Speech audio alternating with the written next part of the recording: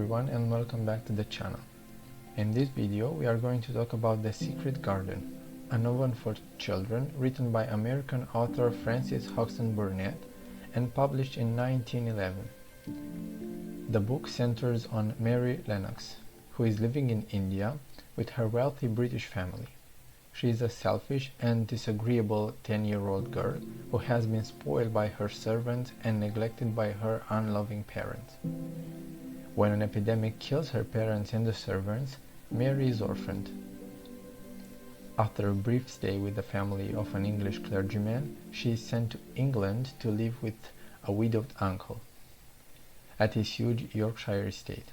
Her uncle is rarely home, however.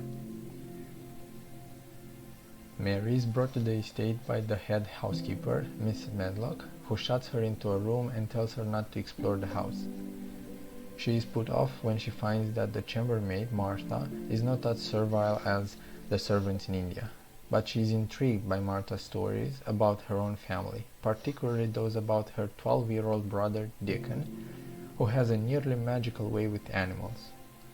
When Martha mentions the late Mrs. Craven's walled garden, which was locked 10 years earlier by the uncle upon his wife's death, Mary is determined to find it. She spends the next few weeks wandering the grounds and talking to the old gardener. One day, while following a friendly robin, Mary discovers an old key that she thinks may open the locked garden.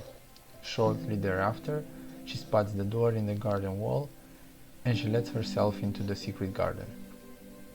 She finds that it is overgrown with dormant roses, bushes, and vines.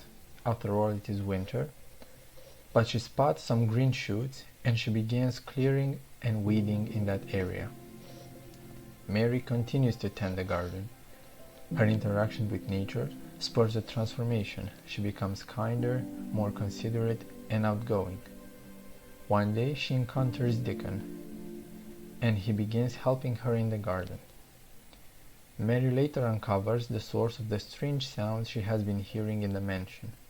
They are the cries of her supposedly sick and crippled 10-year-old cousin, Colin, who has been confined to the house and tended to by servants. He and Mary become friends, and she discovers that Colin does not have a spinal deformation as he has believed. Deacon and Mary take Colin to see the gardens, and there he discovers that he is able to stand.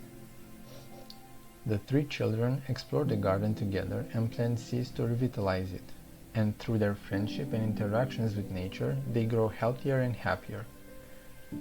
When her uncle returns and sees the amazing transformation that has occurred to his son and his formerly abandoned garden now in bloom, he embraces his family as well as the rejuvenated outlook of life.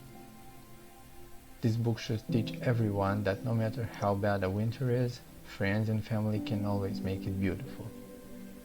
What did you think about this book? Share your thoughts with us in the comments, and don't forget to subscribe to the channel for more content.